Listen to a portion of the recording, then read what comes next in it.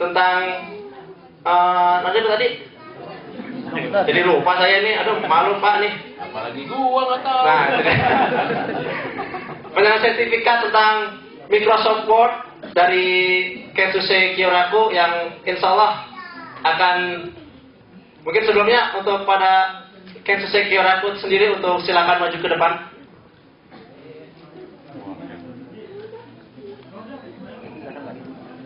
Saya. Dan juga kepada Dewan Pembina FIT, kepada Bapak Eki Kurniawan SH untuk maju ke depan untuk menyerahkan sertifikat. Ini hasil teman-teman telah untuk mengikuti pelatihan komputer untuk spesial dari Microsoft Word ya.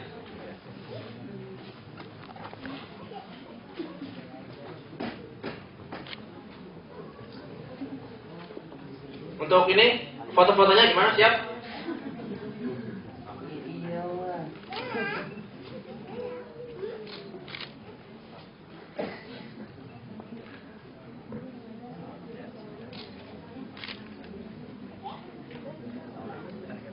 Siap, beri tepuk tangan. Ini ada acara wisudaan nggak? Oh gitu. Ya, terima kasih. Silakan kembali ke tempatnya semula.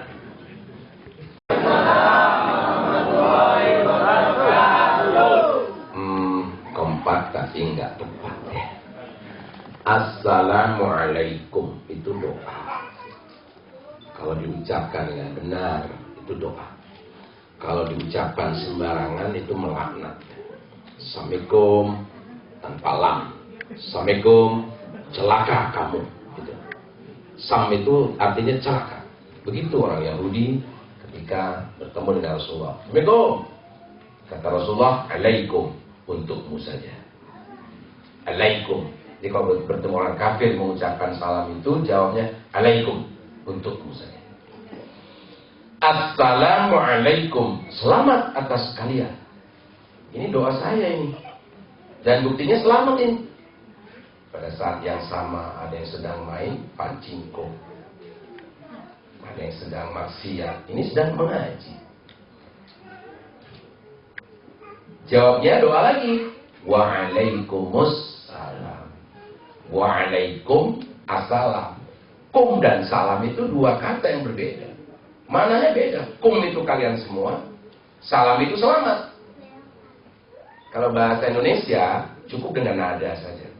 Sate kambing, minta sate kambing. Senyum pun minta sate kambing. Karena sate dan kambing terpisah. Dengan nada yang berbeda cukup. Minta sate kambing, belai. Ini ada jambu monyet. Maksudnya jambu monyet.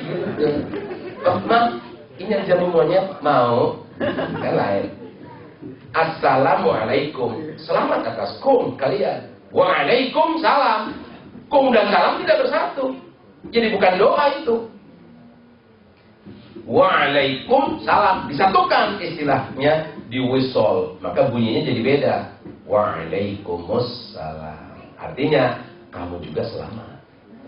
Kalian juga selamat. Ini pelajaran buat anak-anak tadi dan orang tuanya. Oke? Pengen bunyi?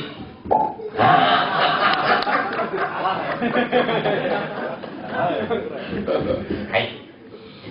Assalamualaikum warahmatullahi wabarakatuh. Waalaikumsalam warahmatullahi wabarakatuh. Hukumnya fardu kifayah. Jadi harus ada yang menjawab dengan benar. Satu saja benar, semua selamat. Itu fardu kifayah. Selanjutnya doa lagi. Warahmatullah.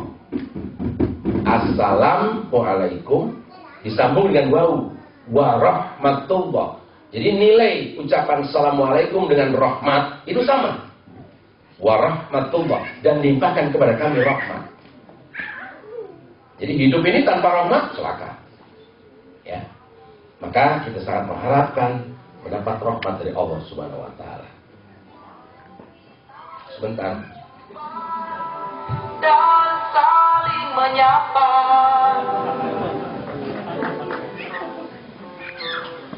Hanya satu kata, Kembali karam di hati. Walau sering bicara, sampai lupa waktu. Wow, dia kagum. Di mana ku harus Mencari sebuah kata yang hilang. saat denganmu. Oke, nanti kalian kagum. Dan aku bangga, ujub, penyakit hati. Bahaya itu.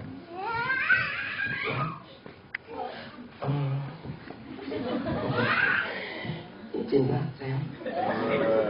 Iya, sama isi sendiri. Oke. Warahmatullah. Dan limpahkan kepada kami rahmat. Tanpa rahmat, gak akan ada yang ke surga. Apa itu rahmat? Kasih sayang Allah kepada hambanya. Allah ciptakan alam semesta, kehidupan dan manusia. Allah ciptakan alam akhirat, surga dan neraka. Nah, manusia kembali ke situ. Kemana? Kalau nggak ke surga, ya ke neraka. Maka manusia tidak tahu jalan ke surga atau ke neraka. Diberitahu oleh Allah. Nah, pemberitahuan Allah itu rahmat, kasih sayang. Mana itu? Syariat Islam, Quran, hadis, Nabi Muhammad, ijma sahabat. Itu rahmat, petunjuk. Nah, rahmat itu datangnya kalau di pengajian tersinggung. Orang dibahas ayat tersinggung dia. Dibahas hadis tersinggung. Nah, tersinggung itu mendapat rahmat gitu.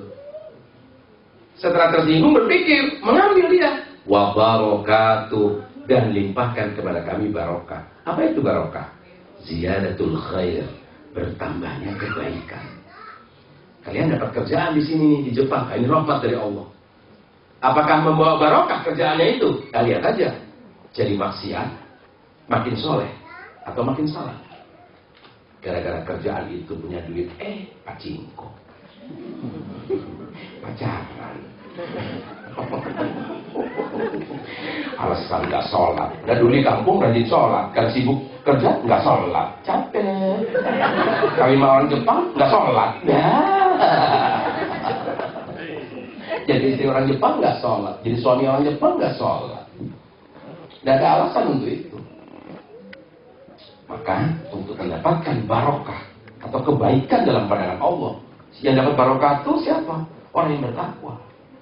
Untuk dapat itu, di pengajian seperti ini ada ilmunya. Unzur maqala wala tandur mangkala. Perhatikan ucapan orangnya. Jangan lihat apa organisasinya, golongannya, suku apa dia, ganteng apa enggak, itu udah fotokopian dari sana. Cuma nggak gondrong aja. Ya iya, masa begini dibilang gondrong? Licin, Mbak. Bukan, nyinggung. Baik. Assalamualaikum warahmatullahi wabarakatuh. Waalaikumsalam.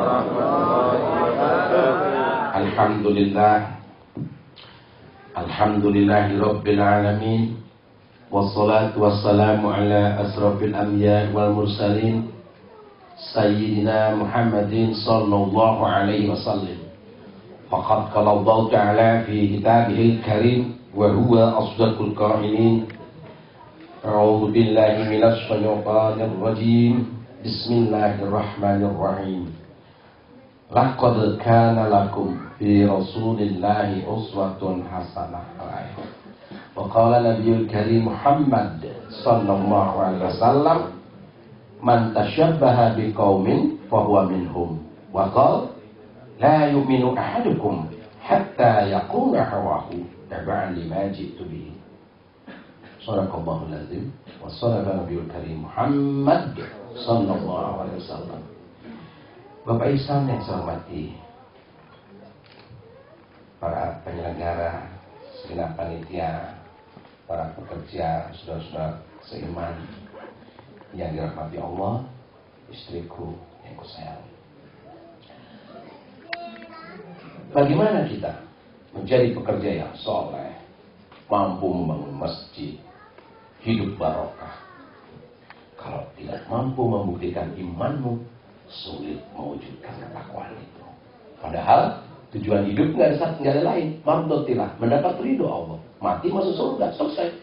Bahagia itu nanti di sana, bukan di dunia ini. Nah, mari kita buktikan iman. Mungkin sudah banyak orang yang melihat komputer atau internet, ya. Mungkin saya nanti akan mengambil sisi-sisi film dari situ untuk dikaitkan dengan acara ini. Buktikan imanmu, jadikan hidup lebih bermakna. Kalau hewan tidak bermakna, dia hidup saja seperti orang gila. Orang gila, hewan sama. Orang mabuk jauh lebih rendah dari hewan. Ya, pelacur, penjudi, koruptor itu jauh lebih jelek dari orang gila. Tapi orang-orang bertakwa jauh lebih mulia dari malaikat. Subhanallah. Bisa. Mau tidak, gitu aja. Nah, bisa mewujudkan itu kalau imannya mantap. Sehingga hidupnya per detiknya itu bermakna. Ya. Bersama Haji Muhammad Khair Halimukti, hati rindu mukmin sejati. Amin.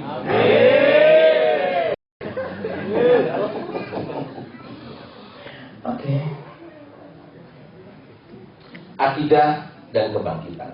Tanpa akidah, manusia tidak bangkit. Jahiliyah. Jadi yang membangkitkan manusia itu akidahnya itu. Ya, kemajuan Eropa itu kan mereka punya ideologi.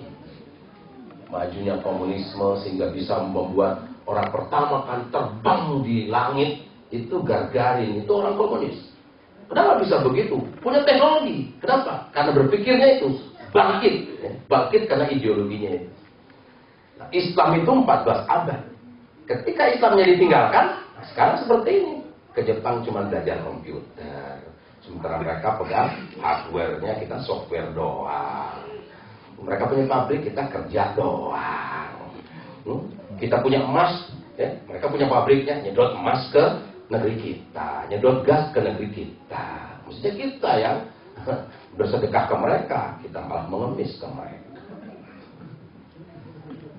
Nah, nggak bangkit itu. Sehingga apa yang menyebabkan manusia bangkit, mulia, ya, tingkah laku seseorang dipengaruhi oleh pemikiran atau fikroh yang dimilikinya. Jadi perbuatan kita itu tergantung pikiran kita ini. Nah, tingkah laku kita itu tergantung pemikiran kita, mafahim kita terhadap sesuatu. Misalnya pacaran itu apa?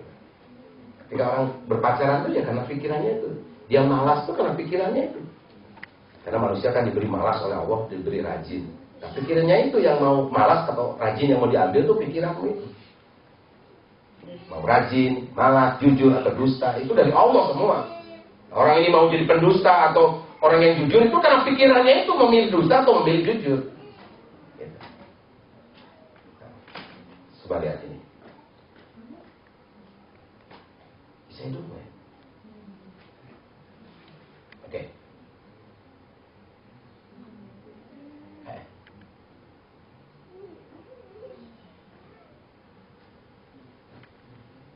Bisa hidup?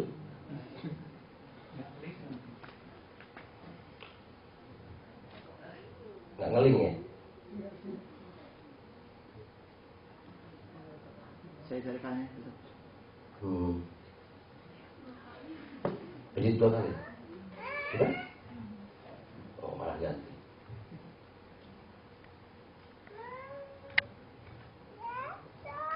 Ada film di situ.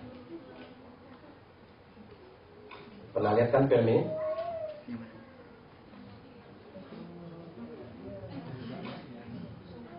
Nah, Umam tembaknya. Apa lagi?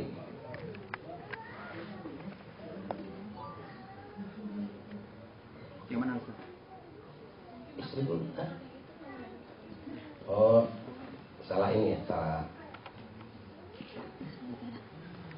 Dari film itu kita bisa, oh, gitu. Nah, ya.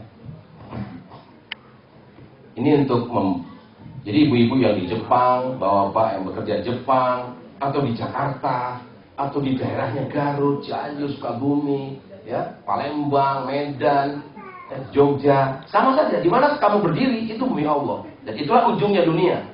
Di mana kamu berdiri, disitulah kamu berada di hadapan Allah dan harus mampu membuktikan imanmu di tempat di mana saja.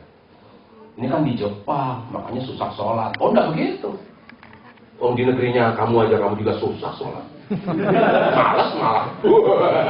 Kenapa ketawa? Berasa. Tahu. Ya iya loh, orang gua pengalaman. Gua kan lebih tua dari lo. Mana sih lo? Wah, ini yang main-main. Tua bangga. Aku cinta. Bisa dimunculin kan? Ini apa ya? Novelnya apa? Film gitu loh. Filenya semua coba bisa dibuka dulu nggak? Oh gitu. Yaudah terusin aja. Nggak bukan di yang lain yang salah. Flash disk. Kok susah sih? Oh.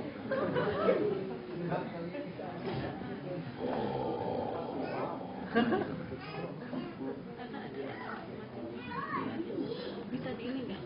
Di ininya di ada gambarnya gitu.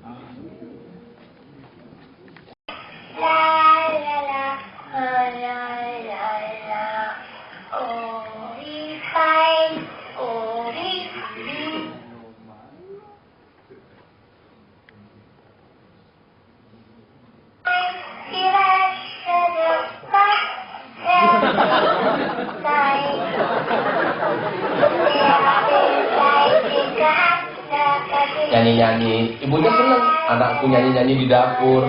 Ya Allah, rajin amat anakku, ya meniru perbuatan ibunya. Tiba-tiba ibunya kaget, hah, gila, apaan tuh? Begitu dia ditelek-telek, ternyata laptop bapaknya dicuci. Waduh, oke, thank you. Anak ini senantiasa melihat ibunya, dipuji bapaknya, disayang, karena berbuat baik.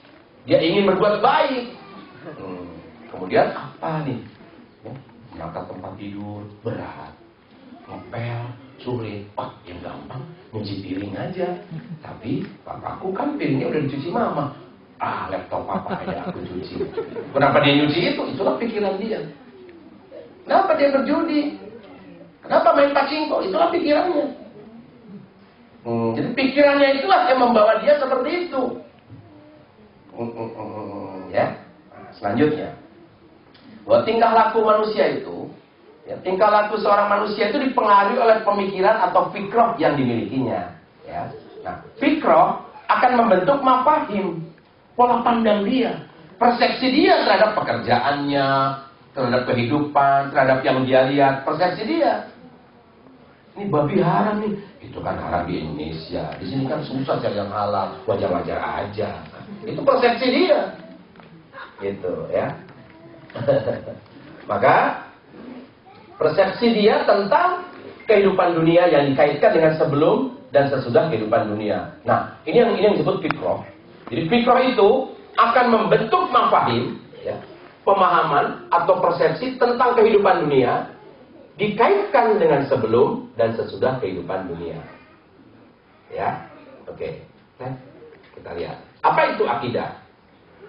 Akidah itu fikroh kulliyah. Berpikir global. Akidah itu. Berpikir global, itulah akidah. Ya. Jadi itulah landasan kebangkitan individu. Kalau confused mendengar ini, ikuti saja ya, nanti akan sampai ke sana. Nah, ini apa ini? Kridayanti. Itu pikiranmu. Itu persepsimu itu terhadap kata-kata yang kamu lihat itu. Yang aku maksud adalah bukan Kridayanti, tapi adalah Uqdatul Kubro. Uqdatul Kubro itu min aina jita? Dari mana asalku? Maka kita mulai dari kehidupan yang sekarang nyata ini. Kehidupan dunia. Gitu ya. Apakah ada kaitannya dengan sebelum hidup? Ada nggak kaitannya? Ada, yaitu apa? Penciptaan.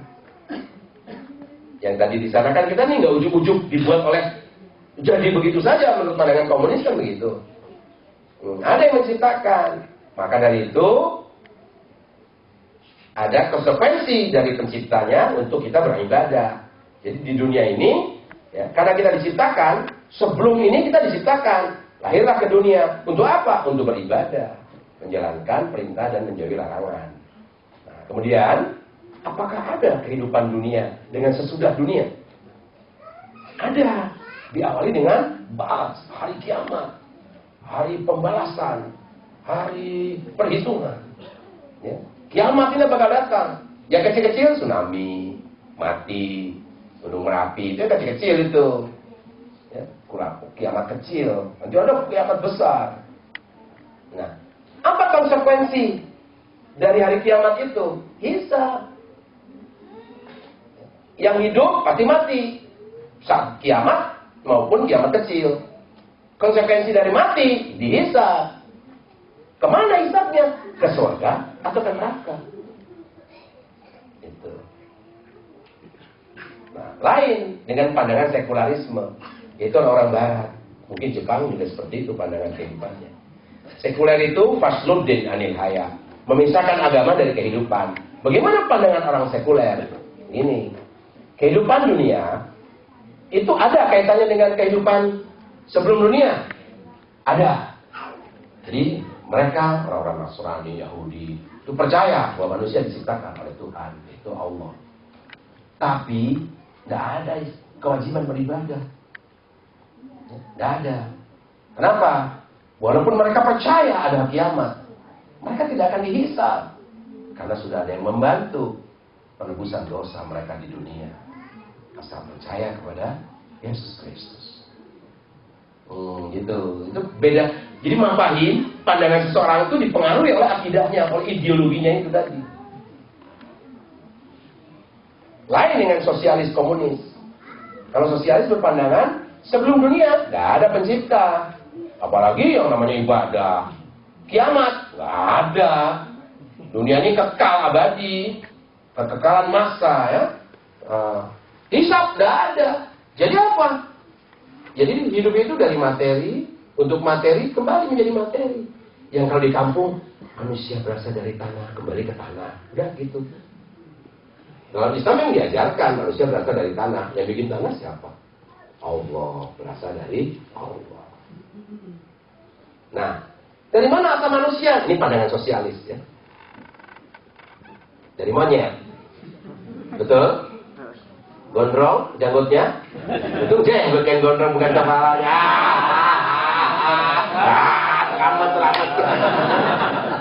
Selamat.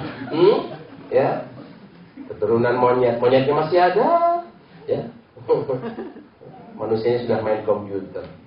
Teori evolusi ini dibantah oleh mereka sendiri ya. Bahwa manusia berasal dari petir yang menyambar-nyambar dunia. Kemudian sambaran itu memuncratkan material, nemplok di pohon, berevolusi jadi kepompong, jadi cicak, berubah jadi kera, berubah menjadi manusia. Dan ternyata teori evolusi itu dibantah sendiri oleh mereka. Kemudian kriteria jawaban yang sahih tentang ini nih ya, tentang ini.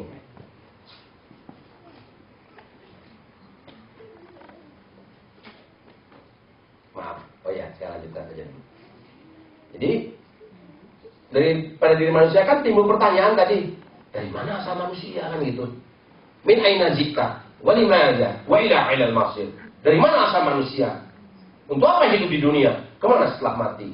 Tiga ideologi sudah menjawab tadi ya. Nah, yang benar 2-1, yaitu Islam tadi.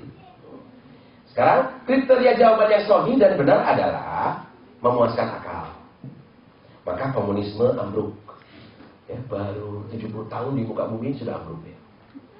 Ditandai dengan runtuhnya Uni Soviet. Nah, kemudian sesuai dengan fitrah. Ya, nah ini. Bagaimana kalau Anda berenang di sini? Berani? Anda sebesar ini. Bagaimana melihat air terjun ini? Serem? Takut? Nah itu fitrah itu. Jadi manusia itu punya fitrah, ngeri gitu. Kenapa? Takut. Karena ada yang lebih besar dari dia. Ini. Maka ada pohon besar disembah, ada patung besar disembah. Apa itu? Jadi fitrah manusia itu ya, fitrah manusia itu beriman. Jadi manusia kafir itu aneh. Ateis itu nggak mungkin gitu loh. Aneh gitu ya. Nggak mungkin manusia itu ateis. Seperti komunis Korea. Itu tetap saja di rumah mereka ada foto Kim Il Sung. Kalau ada foto itu merunduk gitu. Nah itu tanda apa? Fitrah. Memuja, mentakdis, mensucikan, meninggikan, mengagungkan sesuatu gitu. Ya. Nah, fitrahnya itu harus sesuai gitu. Memuaskan fitrah dia dan sesuai dengan fitrah manusia, menenteramkan jiwa. Maka Islam itu harus seperti ini, memuaskan akal, sesuai fitrah, menenteramkan jiwa. Ibu punya anak senang, tentrem, pamer dia waktu hamil dia pamer. Mau kemana itu? Ke rumah sakit. Coba kalau pacarnya hamil, pamer. Udah nggak tentrem, nggak sesuai fitrah. Kenapa? Tidak tunduk kepada Tuhanmu. Menghamilinya tidak karena Allah itu. Selanjutnya, bukti adanya pencipta. Ini kita mempertebal keimanan kita. Bukti adanya pencipta atau al-khaliq. Mengamati alam semesta. Ya, langit, benda-benda, makhluk-makhluk, ya, teratur sempurna. Nggak ada yang tabrakan antara bulan dan matahari, bintang-bintang, nggak ada. Kalau ada yang nyeleneh, meteor, nabrak. Itu karena nyeleneh dia. Ya, dia tidak mengikuti aturan. Serba lemah. Ya, saya tuh kalau lari satu hari 24 kilo. Sekarang 4 kilo sudah, lemah sudah. Makin tua, makin lemah. Ada yang kena osteoporosis, ada yang rambutnya memutih, ada yang rontok, ada yang dengkulnya sudah tidak kuat lagi menanjakan kakinya. Terbatas, mati. Makan, perlu yang lain, bergantung pada makan, bergantung pada udara untuk bernafas. Gitu ya, terbatas, butuh pada yang lain. Berarti ada yang tidak terbatas, ada yang mengatur semua ini, yaitu pencipta. Mari kita lihat, ya kita lihat kepada ini, bahwa untuk memasak air itu butuh panci, butuh api. Untuk api butuh media kompor. Padahal hanya untuk memanaskan 100 derajat Celcius saja. Saling membutuhkan. Ya, manusia seperti itu. Apa bisa pabrik-pabrik di sini hidup? Tidak bisa. Mereka perlu bekerja. Saling bergantung. Pekerja ini perlu makan.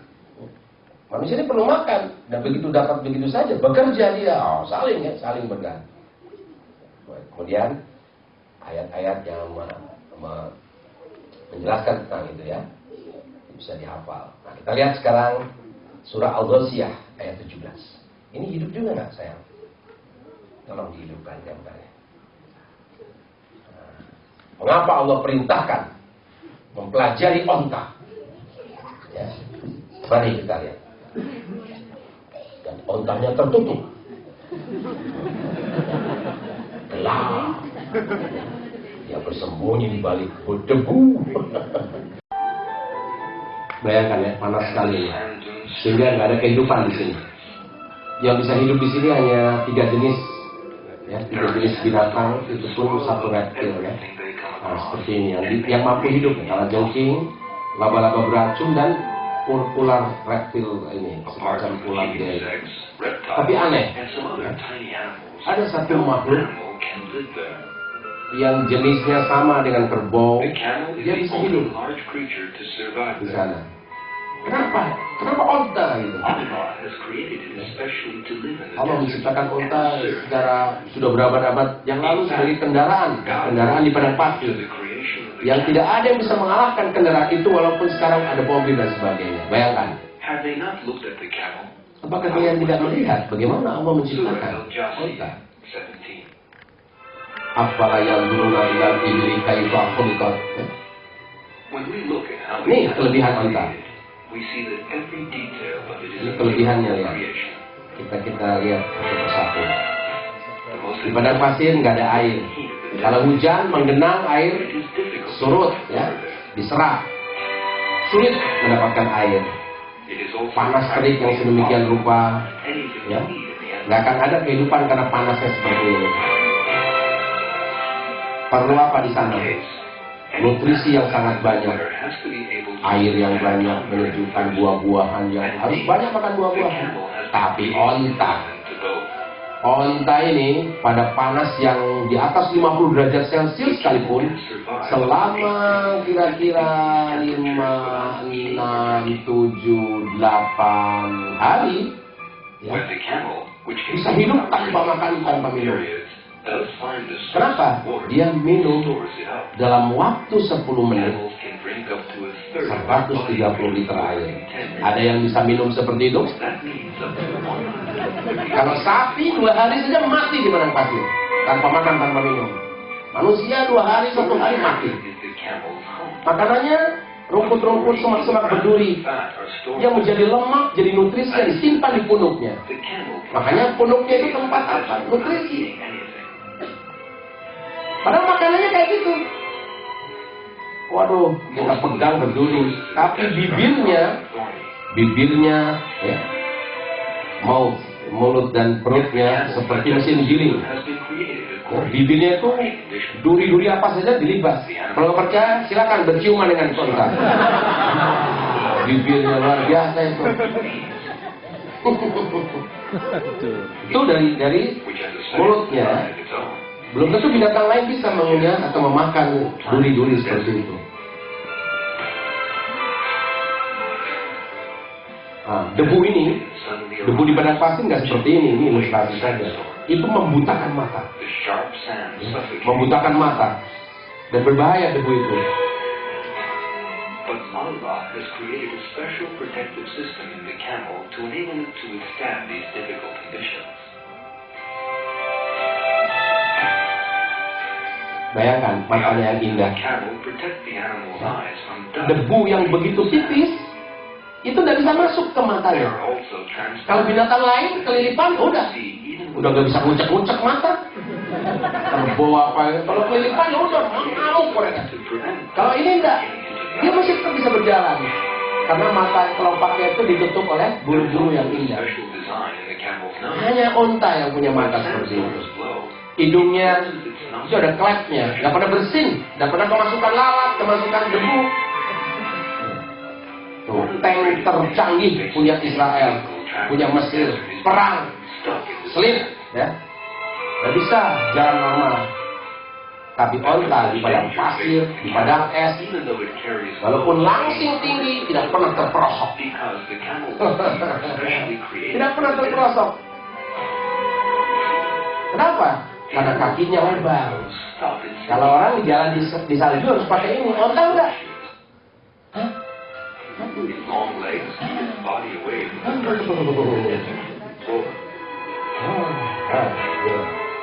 Tuh, bulunya tebal. Nggak usah beli jaket bulu, musim dingin berbulu langsung. Kalau dia gondrong,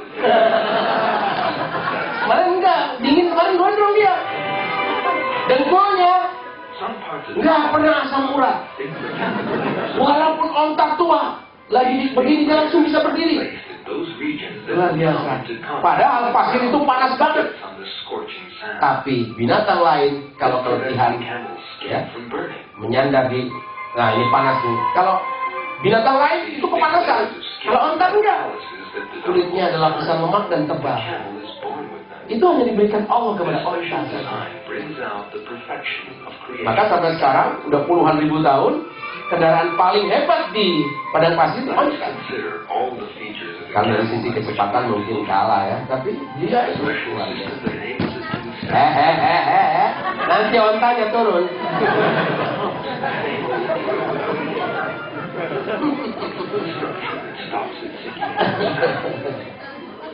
Ya. Apa kelebihan onta? Kaki, punuk, mata, hidung, mulut, ya, dengkul, dan kulit di bawahnya ini. Pantaslah Allah mengatakan dalam Al-Quran, apakah kalian tidak berpikir bagaimana onta diciptakan? Kenapa nggak binatang lain saja yang lebih perkasa? Banteng misalnya. Both hot and cold. Banteng nggak bisa hidup di situ. Kakinya terprosok-prosok di pasir. None of these Banteng can nggak. be explained by the logic of the theory of Loh, evolution. kehebatannya. And these and all its other features reveal Tidak the terbakar tuh perutnya, kulitnya. The camel was specially created by Allah to live in the desert and serve the people there. Oke.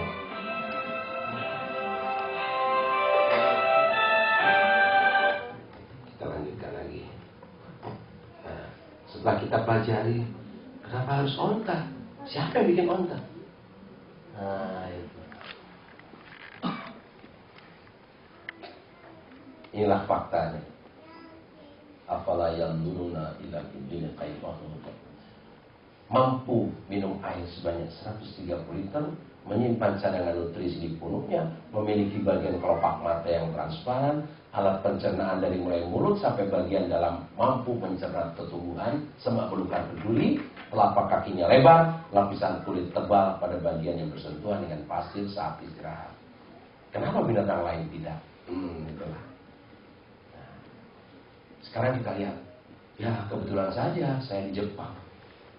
Kebetulan saya jadi karyawan, jadi pegawai. Coba kalau saya jadi bos. Kebetulan saya jadi bos. Tidak ada yang kebetulan di muka bumi. Kebetulan istri saya orang Jepang. Kebetulan suami saya orang Jepang. Tidak ada yang kebetulan di muka bumi ini. Semua atas kehendak Allah. Percaya nggak pada teori itu? Mari kita lihat. Berapa peluang keteraturan dalam sebuah kebetulan? Peluang melempar dadu. Itu peluangnya 1/6 N, ya. N-1, ini gimana ngomongnya? Peluang 6 kali melempar dadu terjadi keteraturan. Lemparan ke 1, ya, sampai ke 6, keluar mata dadu 1 sampai 6. Mungkin nggak? Kemungkinannya, ya, dalam 7.776 kali lemparan, itu nggak mungkin terjadi. Lempar nih, 1 dadu. Yang sisinya kan 1, 2, 3, 4, 5, 6, lempar. 1, lempar lagi kedua, 2, lempar lagi, 3, lempar lagi ke 4 ke 5 ke 6. Itu tidak akan pernah terjadi. Kalau terjadi kemungkinannya sangat lama, sangat tidak, kecuali diatur. Dadu 1 semua, 1. Dadu 2 semua, 2. Sekali lempar udah 1, 2, 3, 4, 5, 6. Artinya apa? Ada yang mengatur. Makanya kamu lahir jadi perempuan, kamu jadi laki-laki. Itu sudah bukan kebetulan, itu sudah diatur saja demikian. Kamu bernafas, kamu malas, kamu rajin, itu sudah ketentuannya seperti itu. Kamu pendusta, kamu orang yang jujur, itu diberi oleh Allah. Kemudian diberi akal. Nah, akalnya ini mau berdusta atau mau jujur, itu pilihan. Maka siapa yang mau kafir atau beriman itu pilihan. Ketika orang ini mengambil iman, nggak ada yang bisa melepaskan dia dari situ. Ketika orang ini mau kafir, ya nggak akan ada yang bisa menjadikan dia beriman. Karena semua itu kehendak Allah. Tapi kamu yang milih kehendak Allah itu. Mau kafir atau iman itu pilihanmu. Tapi semua itu kehendak Allah. Gitu. Jadi kita lihat. Jadi 0 ya. Kemungkinannya 0. Silakan coba nanti. Selama kerja di Jepang ini, lemparkan 6 dadu tiap hari gitu. Ya, nanti laporkan ke saya kapan berhasil melempar dari 1, 2, 3, 4, 5, 6 berurutan pada lemparan keberapa. Nah, ini tidak mungkin terjadi keteraturan. 6 kali melempar dadu keluar angka 1 sampai 6. Ini apa? Ibu-ibu ini apa? Kecoa, cantengan. Ya. Karena nggak tahu tentang ini, aku kasih tahu. Kutu anjing yang dibesarkan sekian ribu kali, ya. Kecil nggak itu anjing? Kecil. Kita besarkan lagi. Ternyata badannya bersisik. Perbesar lagi. Ternyata di balik sisik itu ada kutu-kutu lagi. Kita nggak tahu tentang kutu. Jangan sombong. Kutu aja nggak tahu.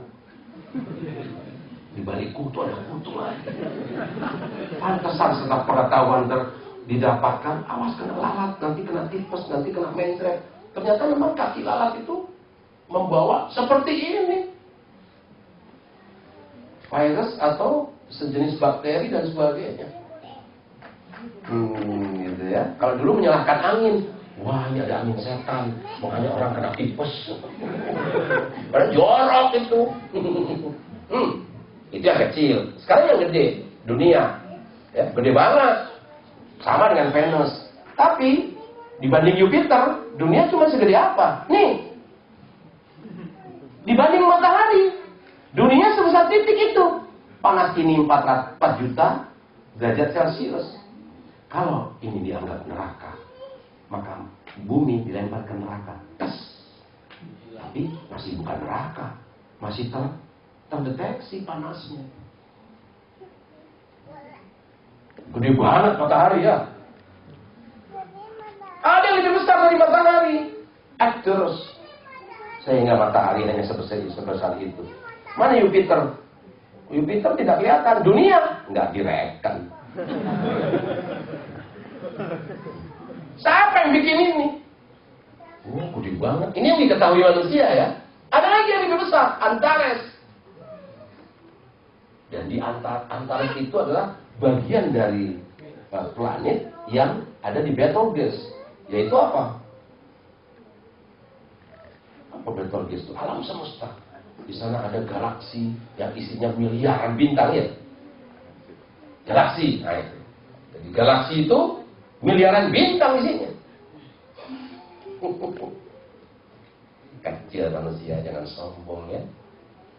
Pasti ini ada yang bikin ini, ada yang mengatur. Tidak bertabrakan. Nah, kesimpulan yang memuaskan akal sekarang. Ada pencipta yang maha mengatur segala yang di alam semesta itu, termasuk kuntum tadi. Apalagi manusia. Lantas apa? Bukankah iman kepada Tuhan pencipta adalah suatu fitrah pada setiap manusia? Nah, fitrah tadi kan kagum dan sebagainya, ya, takut. Nah, iman pada pencipta adalah suatu yang fitri, karena manusia memiliki gharizah tadayyun, naluri menuhankan. Nah, naluri menuhankan itu atau gharizah tadayyun itu, ya, akan memunculkan ini wijdan yang gitu loh. Tadi orang yang bersolawat itu dia berharap masuk surga. Ya, tidak ada wijdan itu. Gitu loh. Wijdan itu. Wijdan ini muncul dari gharizah tadayyun. Kalau orang gila gak dikasih itu. Orang berakal akan muncul wijdannya. Maka tanpa akal gak mungkin beriman. Akal dulu, bukan imannya dulu, akalnya dulu. Dengan berakal mikir. Oh, entah begini, oh pasti ada pencipta. Oh, gitu dengan akal ini kan. Nah, tapi ada wijdan di situ, ada perasaan yang gitu. Kalau wijdan ini tidak diatur oleh akal, ya. Namun jika perasaan yang muncul dari naluri gharizah tadayyun berupa wijdan tadi dibiarkan berjalan sendiri tanpa bimbingan akal, coba dengan akal kan kita mengagumi sungai tadi ya. Oh, ini mungkin yang harus aku sembah. Masuk akal nggak? Nah, akal nggak bisa itu. Oh, barangkali matahari yang harus aku sembah. Akal nggak tahu itu. Karena akal tidak tahu, maka akal harus dibimbing oleh wahyu. Gitu. Dan akal serba tidak tahu. Ya. Bila akal tidak mampu, maka harus gunakan wahyu dari langit. Maka ia akan cenderung menambah-nambahkan pada pencipta sifat-sifat yang tidak layak. Kalau tanpa wahyu, cukup dengan akal, maka manusia akan seperti ini, ya. Dan tanpa bimbingan akal, manusia akan cenderung menyembah sesuatu yang sebenarnya tidak layak untuk disembah. Ada yang menyembah minuman keras sebagai tempat pelampiasan tadayunnya itu. Ada juga yang menyembah ini. Orangnya pintar nggak yang menyembah ini? Ahli tekstil, orang-orang yang ahli tekstil dari India itu kaya-kaya, tapi nyembahnya ini. Atau ini?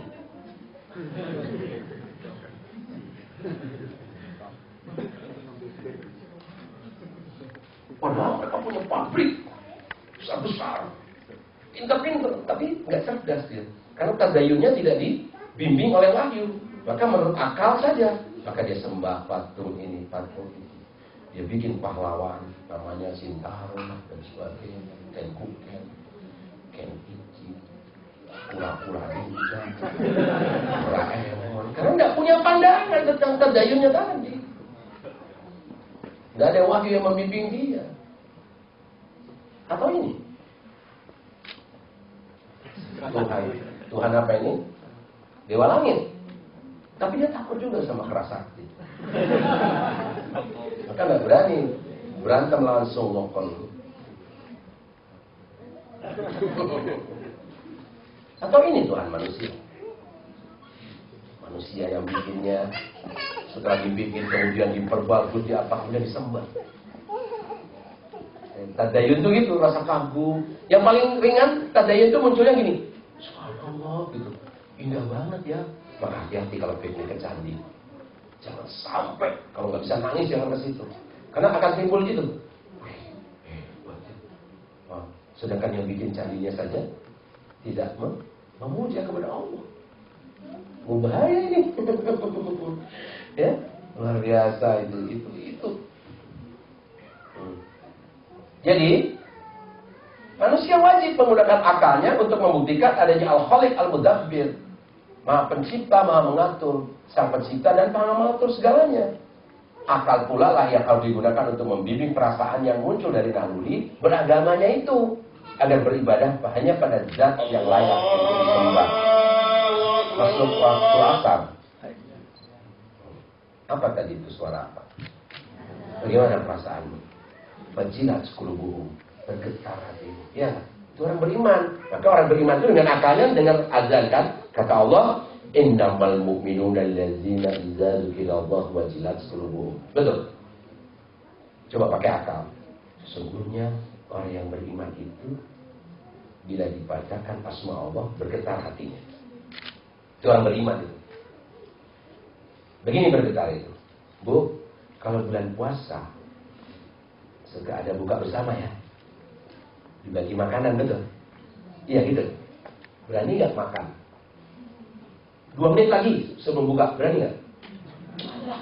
Kalah sama gondrongnya. Gondrong berani, makan nggak berani. Cuma 2 menit. Belum waktunya, taat dia. Mendengar, Allahu Akbar, Allahu Akbar. Alhamdulillah, Allahumma lakasumtu. Ya. Wabika amantu, selesai doa, hajar. Allahu Akbar. Belum selesai azan, 5 korma sudah masuk. Ayyala sholat. Kolak sudah 1 gelas. Sampai muazzinnya, kebagian nggak ya? Kenapa kamu makan? Wajilat qulubuhum, bergetar hatimu. Gitu. Kenapa itu kan? Nah, dengan metode akliyah inilah ya, dalam beriman kepada Allah. Jadi bukan katanya beriman itu. Maka sudah jelaskan manusia berasal dari Allah. Pertanyaan kedua, untuk apa hidup di dunia? Tanya saja sama Allah. Kata Allah tadi itu, wa ma khalaqtul jinna wal insa illa liya'budun. Tidak aku ciptakan jin dan manusia, mereka itu beribadah kepadaku. Ada ibadah yang berupa amal jariah, ya, membagikan hartanya untuk mewujudkan masjid. Kemudian di tempat seperti ini tidak meninggalkan sholat sedikit pun. At least diganggu oleh suaminya sekalipun. Aduh, gimana sih? Lakiku kan orang Jepang, Islamnya kan baru mualaf, jadi yang ngajar lah susah sholat. Kan mesti taat sama suami. Ya, taat kepada suami itu kalau suaminya memerintahkan taat, kalau memerintahkan maksiat nggak boleh. La ta'ata li makhluqin fi maksiatil khaliq. Tidak boleh taat patuh kepada makhluk bila disuruh maksiat kepada Allah. Kalau suaminya maksiat, ya misalnya suaminya nggak sholat, nggak bisa baca Quran, tapi dia perintahkan, sayang, aku nggak bisa baca Quran, ajarin anak baca Quran. Nah, ini wajib taat ini, bukan lu dong, lu kan suami, belajar dong, gondrong aja diduluin. Aduh sorry, lu di depan sih. Tidak belakang gua ngikut. Jadi bukan suami maksiat kita tidak boleh patuh, tapi perintah suami itu mutlak bila perintahnya fi maksiatil khaliq. Bila perintahnya adalah perintah wajib. Ngapain sih kamu di Jepang ini kan jauh dari Mekah, jauh pakai jilbab norak deh kayak ninja. Zaman ninja udah lewat. Akhirnya ya patuh sama suami, buka kerudungnya. Udah boleh patuh itu karena disuruh maksiat membuka jilbab.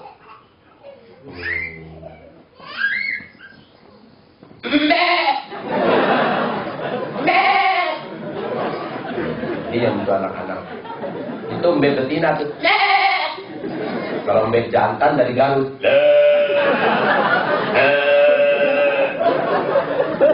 Kalau anak kambing, kayak lu lari-lari gitu. Ada mbak error. Mbak nih.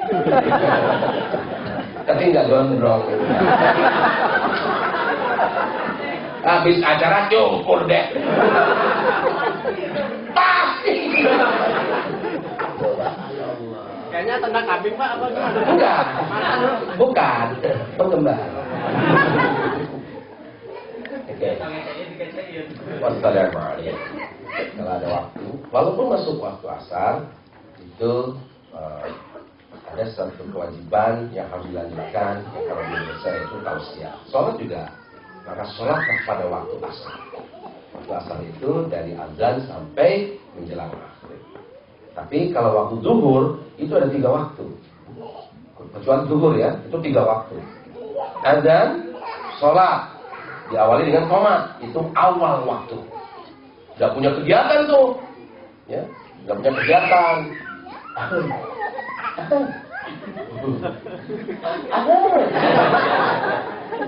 Kan bukan buat gue.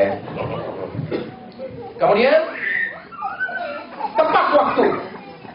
Kalau di Jakarta azan itu jam 12, azan qomat sholat, jam 2 sholat, itu tepat waktu. Itu masih tepat pada waktu zuhur. Menjelang asar sholat dia, itu akhir waktu. Itu waktu zuhur itu ada waktunya ada 3. Kalau subuh, maghrib, isya, kalau isya panjang banget.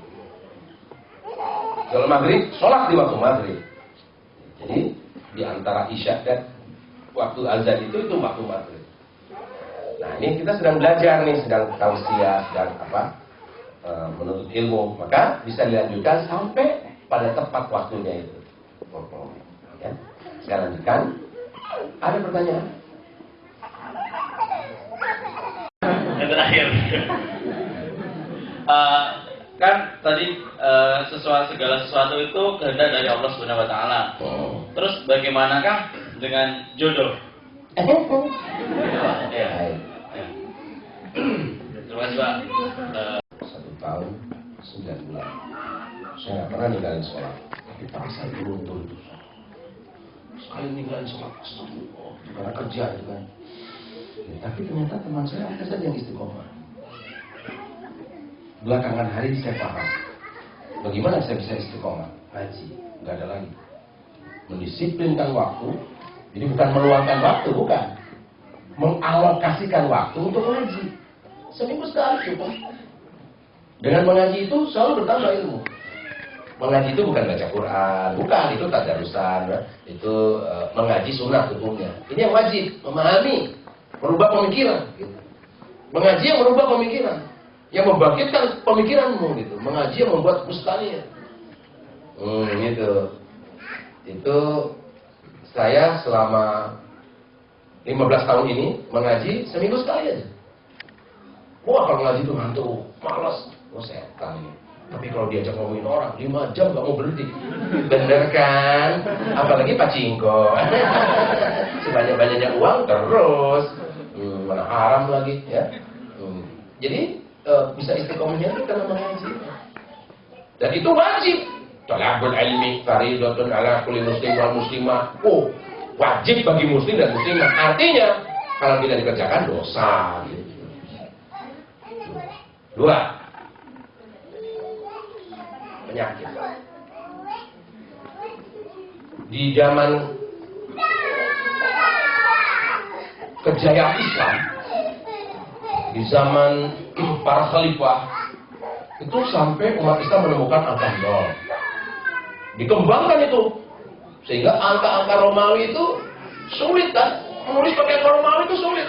Maka dengan angka 0 itu berkembanglah komputer. Itu dasar dari komputer itu ditemukannya angka 0. Karena meriset terus ketemu angka 0 itu. Luar biasa. Titik. Bahasa tanpa titik. Tanpa titik koma. Kemudian pengobatan. Pengobatan model Islam. Habatus sauda. Bekam. Ya. Itu luar biasa itu. Tapi di zaman khalifah, di zaman kekhilafahan, terus diriset. Muncul Ibnu Sina. Dia sampai menulis buku, ratusan buku tentang menjaga atau apa itu tentang jantung. Gak bisa dia dengan bekam. Berkembang teknologi, kedokteran, kanon, ada kitab kanon. Kanon di situ tentang apa? Perawatan jantung. Dan Ibnu Sina itu yang Avenzina yang disebut Avenza, Avenzina disebut di Barat itu adalah bapak kedokteran modern. Ini ada kewajiban menuntut ilmu. Umat Islam menemukan mesiu di Cina. Udhurul ilma walau bisin. Tuntutlah ilmu sampai ke negeri Cina. Belajar apa di Cina? Ternyata dapat arsitek. Arsitektur. Kemudian tenun, sutra. Dan yang paling besar mendapatkan mesiu. Karena orang Cina suka membakar petasan dan mercon. Kembang api. Dikembangkan jadi apa? Meriam. Di saat Roma, Yunani itu senjatanya manjanik, ketepel itu. Ketepel raksasa itu. Untuk menghancurkan tembok-tembok benteng. Umat Islam pakai meriam. Itu berkembang teknologi. Termasuk pengobatan. Ada ikhtiar untuk berobat. Si dokter itu mengobati. Dia nggak tahu sakit apa, nggak tahu dia. Apa yang dirasakan? Ini. Oh, apalagi sekarang ya darahnya dicek. Ada infeksi nih kalau lihat dari hasil lab ada infeksi, diperiksa lagi. Oh, ada infeksi di limpahnya, di mananya. Kemudian dioperasi. Sembuh. Alhamdulillah. Si dokternya, alhamdulillah, aku bermanfaat bagi dia. Kamu sakitnya menggugurkan dosa, ikhtiar berobatnya itu mendapat pahala. Karena wajib ikhtiar berobat. Rasulullah aja dibekam kok. Gitu. Cuman masalahnya sekarang bagaimana kita mentakdiskan gitu. Aduh, berkat dokter di saya sampai semua itu. Maka dokter kayak gitu tuh orang-orang yang seperti itu dibayar negara dengan mahal. Diberi imbalan yang mahal. Tapi tetap mereka itu berimannya kepada Allah. Maka kamu sembuh tuh karena Allah. Tapi kamu berperan ikut menyembuhkan. Kamu berperan berikhtiar ingin sembuh. Nah itu pahalanya di sana. Ada peran di situ untuk berikhtiar. Tidak boleh malas. Nggak sembuh-sembuh juga sudah ketentuan Allah itu. Maka sabar di situ. Ada wanita hitam ya. Dia wanita hitam ini budak ya. Ya Rasulullah, aku sakit. Kalau udah sakit dia berteriak-teriak. Kenapa? Ayan. Kejang-kejang, matanya terbelalak. Giginya gemertak gitu ya. Mengadu gitu. Gak kuat ya Rasulullah. Kata Rasulullah, kalau kamu sabar, kamu hanya dapat pahala saja. Sementara dia itu wanita, dia punya aktivitas lain, dia punya anak, dia ngurusin anak, dia punya suami, jadi pahalanya sedikit sekali. Wanita bujangan kan gitu, wanita lajang. Kalau punya anak kan waktu melahirkan saja udah menggugurkan dosa. Menyusui anak pahala lagi. Mendidiknya apalagi seperti tadi, alif bata, itu udah, wah pahalanya luar biasa. Tapi dibuang lagi itu pahalanya dengan tidak berjilbab, ngomongin orang. Nah, itu. Kembali ke tadi Pak. Pengobatan, ya. Jadi ada ikhtiar si wanita tadi, ya Rasulullah, kalau aku kumat, gitu, kalau aku datang ayahku, auratku kemana-mana, nah, kan didoakan oleh Rasulullah. Jadi dia nggak minta sembuh, tapi minta didoakan supaya auratnya tidak kemana-mana. Maka ketika ayah itu dia nggak terguling-guling di tempat sampai Allah, nah itu menggugurkan dosa-dosa dia. Sabar gitu terhadap penyakit itu. Tapi kalau berikhtiar untuk cari sembuh, itu dianjurkan. Maka dalam Islam itu dipacu untuk mencari obat-obatan. Sampai muncullah dokter-dokter itu. Kalau sekarang Islam nampak mundur itu karena ada. Itu kisahnya beda lagi. Itu runtuhnya daulah khilafah. Sejak itu mulai mundur. Kemudian yang ketiga itu jodoh. Ya. Itu juga ada peran di sana. Ininya makna sa'adah. Makna sa'adah.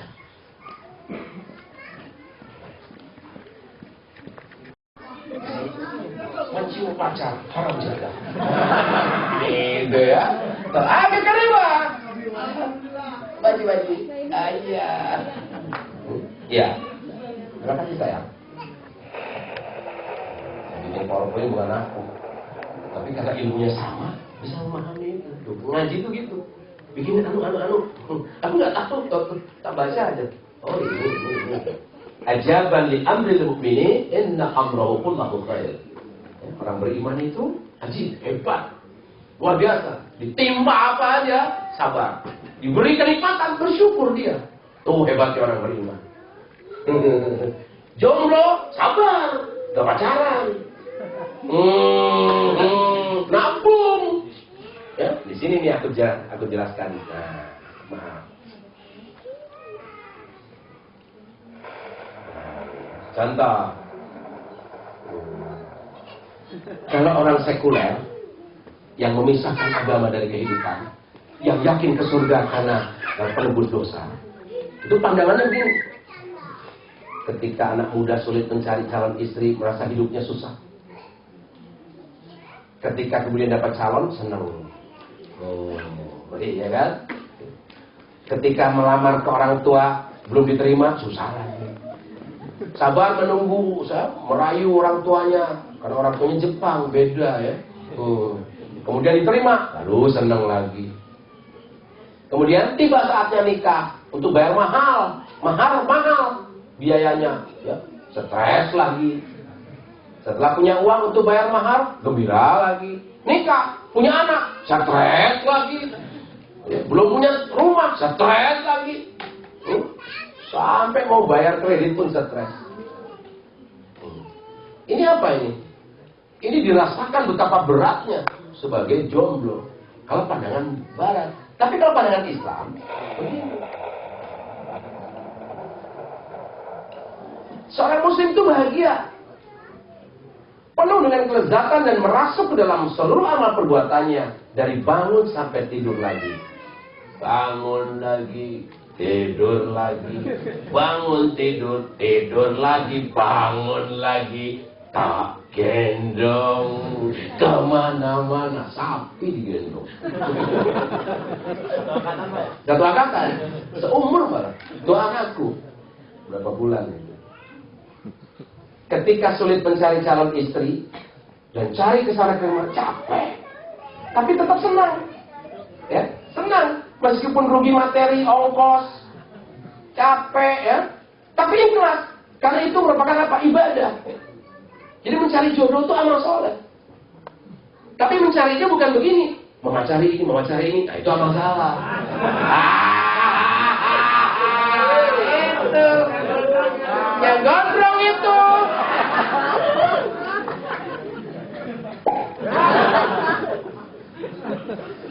Jadi mencari itu bukan mencari jodoh, nanya ke ustaz, nanya ke bos, dia udah mau cocok nggak saya dengan dia, tolong lamarkan, ditolak, sakit hati, alhamdulillah, ya, dirahasiakan melamar siapa, jadi tersembunyi melamar itu, nggak terang-terangan begitu. Penolakannya pun sakit hatinya itu menggugurkan dosa, sabar dia, karena mencari jodoh, ya, itu amal soleh, pahalanya bisa menjadi tiket masuk surga. Inilah balasan materi akhirat. Jadi materi di dunia mencari jodoh dengan susah, nggak dapat. Itu sudah ketentuan Allah kalau nggak dapat itu. Dapat pun ketentuan Allah, tapi ada peran tidak beramal soleh. Itu. Bisa jadi onggak-onggak pun dapat, tapi nggak ada amal soleh di situ. Tapi berjuang, berusaha, melamar itu pahala. tapi memacari itu dosa, gitu loh. Ingat itu ya. Melamar, terus berharap-harap, ya Allah gitu. Ke Allah bukan, oh, dapat gak nih? Dapat ke Joko bodoh. Udah bodoh ditanya. Udah begos. Kemudian mendapat calon istri solehah, oh senang banget. Udah gitu, materi nan indah di dunia seluruh amal perbuatannya menjadi amal soleh. Di kegiatannya melamar dan sebagainya itu amal soleh bagi dia. Melamar ke calon mertua, belum diterima, istiqomah. Tetap kerja keras, tetap mengaji, tetap menyisihkan dana untuk masjid. Biasakan, jadi ketika menikah sudah biasa istrinya. Gitu. Terus konsultasi, terus komunikasi, ya, sampai meyakinkan mertua. Meyakinkan mertua itu pahalanya gede, gitu loh. Apalagi tahu wanita itu solehah. Kenapa sih kamu ngotot banget ngejar anakku? Loh, putri bapak itu solehah. Wanita solehah itu wajib dikejar. Kalau wanita salah, wajib ditinggalkan. Iya, gitu. Ya, istiqomah. Ya, gembiranya mungkin diremehkan. Apa diremehkan? Alah, kamu cuma kerja di Jepang. Ke Jepang kan cuma kerja. Ini cuma 100 ribu yen, kecil. Ada yang mau melamar ke sini, bintang film. Iya. Oh, nggak mau kalah sama dia. Dia belum tahu laki-laki soleh. Aku walaupun cuma 100 ribu yen, aku potong 10 ribu yen untuk masjid. Masih kurang, tapi aku tetap melamar dia. Istiqomah itu. Gigih. Ya. Gigih. Dan pengorbanan dengan segala teknik meraih calon mertua. Semakin besar perhitungan pahalanya di sisi Allah. Semakin sulit mendapatkan istri, semakin besar pahalanya. Gitu. Kalau ada hambatan gitu. Nggak dapat juga, misalnya dia mati, itu sudah qada Allah. Atau berjodoh, itu sudah kehendak Allah. Bukan hasil usahamu. Nah, usahamu itu ibadah tersendiri, gitu. Maka tidak bisa sombong nih. Wah, kerja keras dong, makanya aku dapat dia. Enggak. Kerja keras itu pahala tersendiri. Dapatnya itu kehendak Allah. Bisa nggak memprediksi ini? Ada orang yang pacaran 20 tahun, begitu ke Jepang, kawin orang Jepang. Pacarnya ditinggal. Lah yang 20 tahun apaan?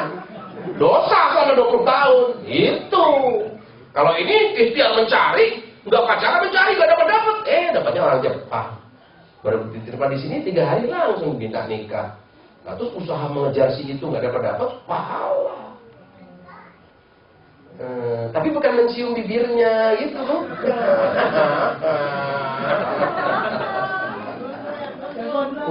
Yang gondrong itu. Ya gitu.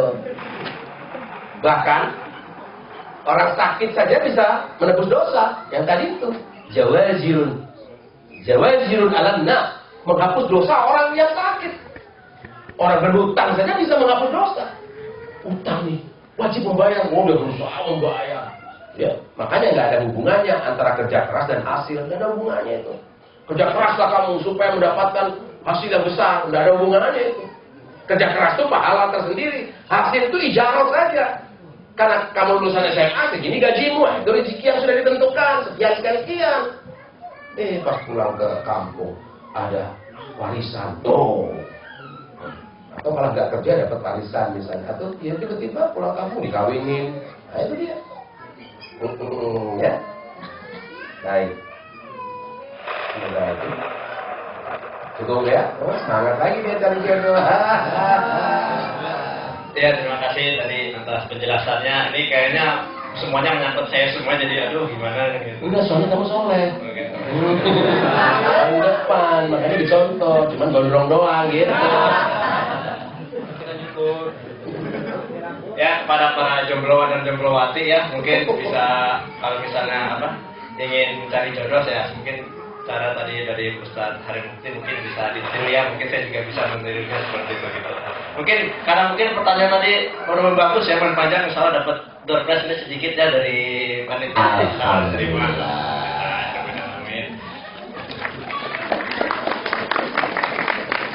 Ini saya sedikit agak malu-malu gimana gitu tadi habis menjelaskan tentang jodoh. Terima kasih banyak Ustaz, ini ilmunya alhamdulillah, dan ya mudah-mudahan bisa saya laksanakan. Kang Haji. Tadi saya yang misalnya yang pengguguran dosa tadi, seandainya untuk misalnya kita diguncurkan orang lain, atau misalnya kita kena fitnah orang lain, apakah itu juga kitanya bisa menggugurkan dosa? Atau kalau misalnya kita masih orang lain pun berarti dosanya balik ke kita? Bukan balik, dosa dia pindah ke yang fitnah. Puasa sebulan nih, nggak ngomongin orang, ibadah terus, tambah lagi baca Quran, tambah lagi bersedekah, tambah lagi ngurusin anak, ngurusin suami di bulan Ramadan lagi, wah. Jangan begitu ya, habis lah pahala bisa bilang itu. Waduh, itu tuh. Kenapa pada ketawa begitu ya? Udah kamu ketahuan. Kalau udah kayak gitu, datangi dia. Aduh maaf ya. Aduh maaf ya. Aku selama ini ngomongin kamu, maafin aku. Berani seperti itu. Wah itu. Karena dia tidak malu kepada manusia, dia malu kepada Allah. Nah, untuk menyelesaikan masalah dengan manusia, datangi dia. Gitu. Nggak peduli dia mau mencaci maki. Lu tuh orangnya, pantas kamu anu-anu. Ini gugur lagi dosamu. Bukan pindah ke dia karena dia jengkel. Ya, wajar saja memaki kamu. Nah, kemudian dia ngomong, dia datang ke gua, dia tuh si anu. Baru pahalamu bertambah dengan dosamu digugurkan, dia ngomongin ke orang lain. Ali. Kalau misalnya kita tahu misalnya dia sebenarnya ngomong ke sana sini Pak, tapi akhirnya ya udah gitu, kita diamkan seperti itu, ya apa itu? Ya begini, kalau kamu mampu nasihati dia. Ya, kalau tidak mampu, alias smooth, lebih baik diam. Jadi nggak di fitnah orang lain itu mengumpulkan dosa. Kalau begini, ke surga itu dua, ikhlas dan benar. Ahalasu amala wa aswabuhu. Orang yang ikhlas dan benar. Ikhlas itu apa? Kalau dipuji tidak merasa senang. Perasaannya ya. Dicaci maki tidak senang, tidak marah. Apalagi dinasihatin. Kalau sukses dia menepuk dada. Kalau gagal tidak frustasi. Seperti orang buang angin. Tercium baunya malu, terdengar suaranya malu, dicolek pun nggak ngaku. Lu kan yang kentut, apa sih? Baunya ke sini. Emang kenapa kalau gua kentut? Ya baunya, lu tinggal ngisep doang. Gua jangan mulas, keluarin pedes. Lu cuma denger ngisep doang. Kalau nggak suka kembaliin.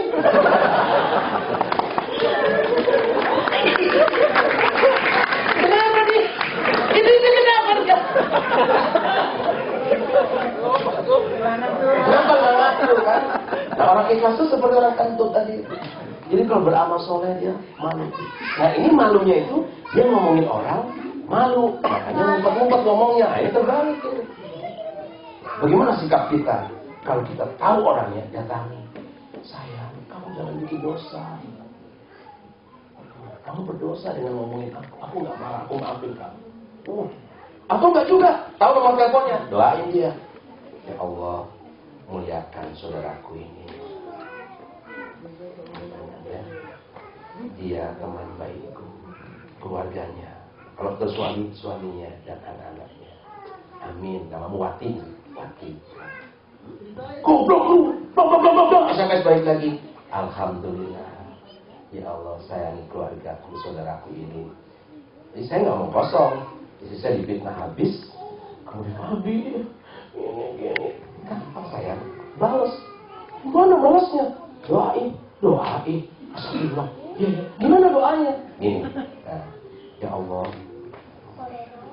Aduh, berikan rahmat pada keluarga dia, saudaraku ini. Sok lu mendoakan, doakan lagi. Sampai titik, dia tuh nggak jawab. Titik. Ketika ketemu orang itu, tahu. Saya tanya istri saya, ikhlas kamu? Enggak juga sih. ada gitu. Nah itu yang tahu kamu dan Allah. Maka itu cukup dan astagfirullah. Ya Allah masih ada dendam ini. Tapi sudah berani. Nanti kalau ketemu gimana Bi? Salamin aja.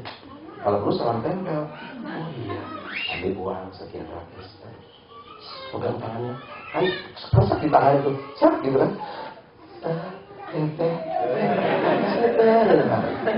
langsung dia, bener sayang, cubit aku, awas ntar malam, ya, ketiga jomblo, yang gondrong itu, ya. Dan kemudian jangan dikatakan ke orang lain lagi orang itu. Jangan dikatakan lagi. Terus, oke, aku baik-baik aja sama dia. Iya, aku datangin dia gini. Enggak. Enggak. Ternyata dia soleh. Wah, luar biasa. Kamu ngomong begitu, itu kembali ke kamu. Kamu mencaci dia, kembali ke kamu. Coba lihat kaca. Lihat di cermin tuh. Ya, tunjuk tuh kaca. Dia akan tunjuk ke kamu. Maki-maki itu kaca, dia maki-maki kamu. Coba senyum, dia senyum ke kamu. Jadi kalau kamu cerminan hatimu baik, bertemu dengan orang, dia akan bercermin baik ke kita. Kalau ternyata dia jahat, urusan dia dengan Allah. Nah, ikhlas itu nggak gampang. Apalagi di Jepang, saingannya luar biasa. Itu kan di kampungnya itu kan begini. Gue tahu Garut.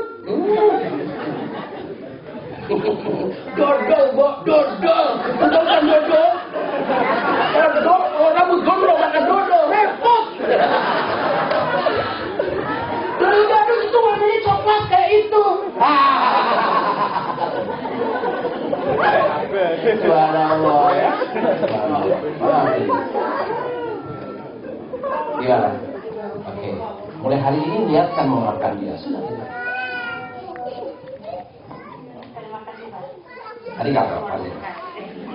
Ayo.